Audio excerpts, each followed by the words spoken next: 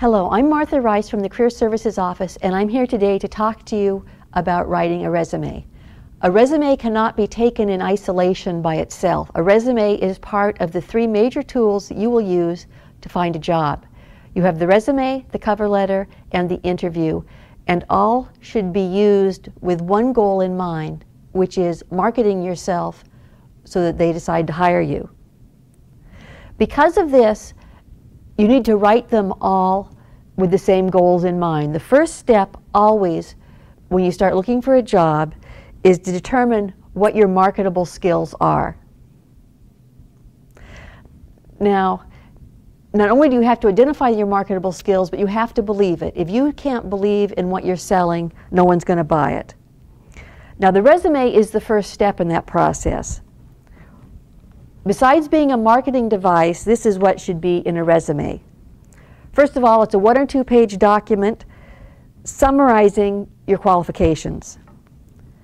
2, it's a marketing device. 3, it follows a standard format. People expect resumes to pretty much look the same, and they scan them expecting that piece of information. It's a fluid document.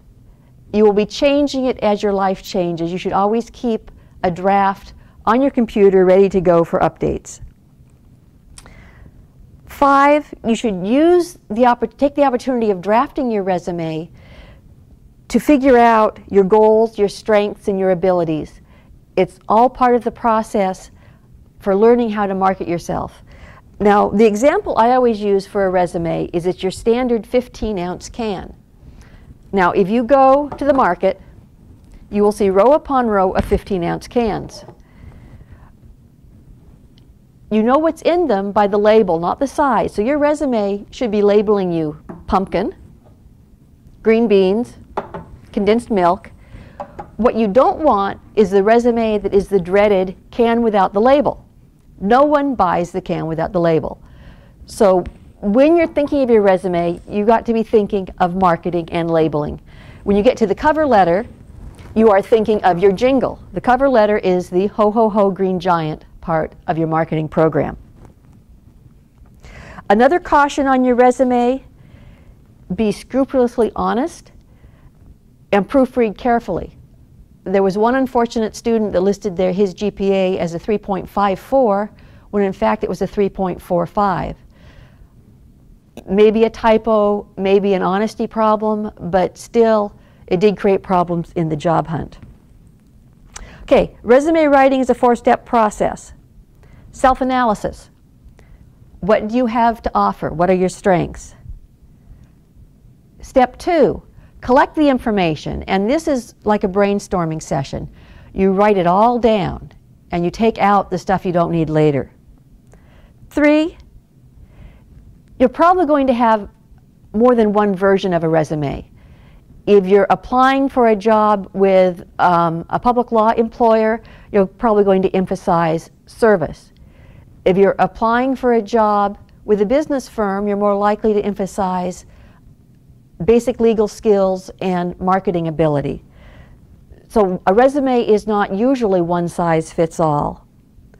The 4th thing, once you have all this information, you draft and edit the resume down until it's 1 page. Now that's the basic size of a resume for a law student. If you have more experience either before law school or since law school, you can add about 1 page for every 10 years. But shorter is better in almost all situations. Okay, self-analysis, the first step. If you don't know your own strengths, how can you tell somebody else what they are? I will give you a sheet of paper after the meeting where you can identify skills. All it is a whole page listing skills that are marketable. Things like ambitious, methodical, persistent. Look at those qualities and think, what are my strengths? What do I have to offer? When you've identified 3, 5, 7 of those, flip the page over. Under each of those descriptive words, write experiences out of your life that support your belief that you have those qualities. Right there, you then have the content you need to emphasize in your resume, and also the start of your cover letter.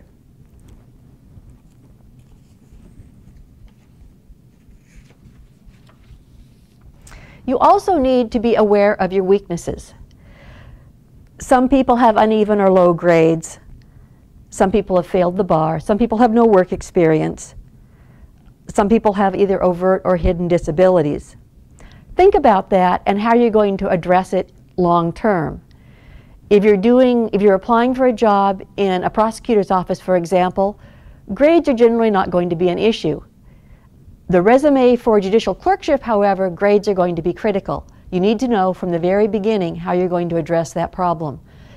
Let's say you had a horrible first year of law school and got perfect grades the next year.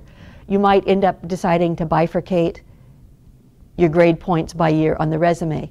Perhaps you had a car accident. That explains the bad grade. So you decide, do I address it in my resume, my cover letter, do I save it for the interview? All this should be thought out ahead of time, you should be proactive on these matters, not reactive as the issues arise in interviews or have already resulted in you not getting the interview because of the omission. There will also be a worksheet that I will pass out afterwards. It helps you list all your marketable skills. Now, the basic building blocks of the resume. The two components that have to be in every resume, an education section, and for most law students, that's going to be the most important. You list it in reverse chronological order with your law school experience, your college experience. Generally, you wouldn't go down to high school experience. The exception to this would be if geography is important. If you're applying, for example, for a job in Portland and you grew up in Portland, it's nice to emphasize your connections to the city by saying you went to Lake Oswego High School or Wilson High School. Otherwise, you don't usually include high school things. The rule, as always, is you include the information that is useful. High school generally would not be useful. Second thing you always need to include in the resume is your work experience. Again, in reverse chronological order, including the name of the employer, the location of the job, the date of the job, your job title, description of your duties. Now, really what you're trying to do in the description of your duties section is to focus on transferable skills and examples of leadership and responsibility. So you don't want to just say law clerk for so-and-so. You want to say drafted wills or did motions for summary judgment. You want to pinpoint what the skill is so that you're telling them that you have something that they can use.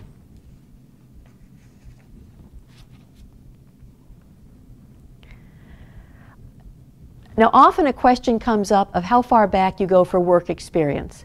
Again, it's a matter of looking at what you've done and selecting that which presents your skills to the employer. An example from my life is I worked in a migrant daycare center in college. I list that when I list all of my skills and activities on my first draft sheet, because if I want to work in a public service area, that's a great bit of experience. I would not go that far back for an experience if I were applying for a business firm. So again, it's like the high school experiences. You keep in stuff that enhances the skill set that you're trying to offer this particular employer. Now, a third section that often is included is volunteer activities. Most people who have volunteered also have a whole set of transferable skills from that activity. Organization, ability to work with diverse groups of people, all are things that law firms are looking for. Other possible categories, honors and awards. That can either go under education or have a separate section. If you had a Fulbright, include it. Special licenses. If you're a CPA or licensed as a patent lawyer, licensed in lots of other areas, that might be a quality that will appeal to your employer, so consider that. Don't just do a summary of qualities saying that you're good at this and good at that. That doesn't add anything. Don't include an objective section in a legal resume. Don't include references. For a legal resume, references are a separate page, not on the resume itself. Sometimes you might have a separate skills section. Let's say you're fluent in 4 languages. That is worth highlighting separately. That is an interview with an international law firm in and of itself, assuming everything else is respectable. Another section that's often included is one of interests. Now, this can be a two-edged sword. Including good things in interest is a good way to break the ice in an interview. You run the risk of giving them too much information or opening the door for questions that should not be part of an interview, such as sexual orientation or how much time your family will take you away from work, or religion or politics, all dangerous topics. But something about liking to play tennis or rock climbing or Sudokus are a good way to get the interview moving, assuming you get to the interview stage. Okay, at this point you should have a draft of your resume. Now you begin your edits, and you always have to edit more than once. You decide which information needs to be included in this particular resume. You go back and look again at what kind of employer you're targeting, and whether at this particular point in your time you have to do more than one draft of this. Maybe you're applying for some judicial clerkships, maybe you're applying for some jobs with business firms. They will not be the same resume if you're trying to do your best presentation. Make certain that the activities you have listed on your resume illustrate your marketable skills. If you have a background, let's say in environmental law, but you're interested now in a business firm, look at your experiences in the environmental section and find the transferable skills that would make you also attractive to a business organization. Let's say you wrote a newsletter for 1,000 Friends of Oregon. The business probably won't care that you worked for 1,000 Friends of Oregon. They may very well care that you met deadlines, you organized the budget, and you wrote. That's what I mean by transferable skills. Okay, most often, like I said, the resume for an attorney will be in reverse chronological order. Education first, then work experience, then any of the additional information that is useful in your particular case. Honors, special skills, languages, volunteer work. The mechanics, you've got the content. Use letterhead. It's easy to do on your computers, and it looks professional. You're going to want to print it on good quality white paper, 8.5 by 11, nothing unusual. Font size, your best bet is 12. Don't go any smaller than 10 or any larger than 14. Check for the internal consistency of the form. If you do the first caption to the far left in all caps, bold-faced, continue that down the first line of every new section. It's important both for visual satisfaction and to show that you pay attention to details. If you have to go to 2 pages, repeat the letterhead on the second page and number it page 2 so that they know where they are. Quality of readability.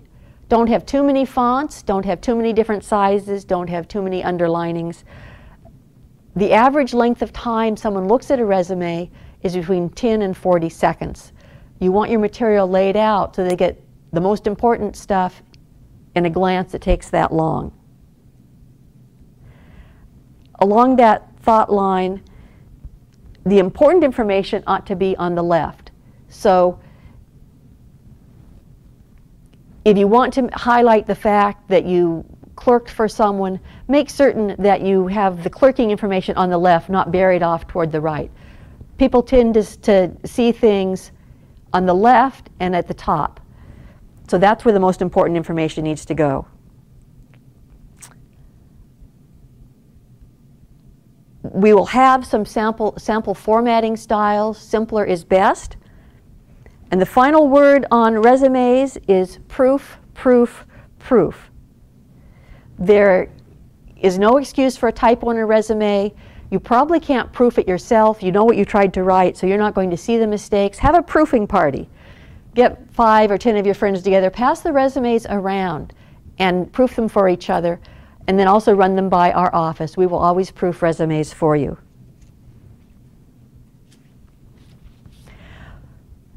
Now, there are special resume concerns. We don't necessarily are going to cover them now, but you can always come talk to us.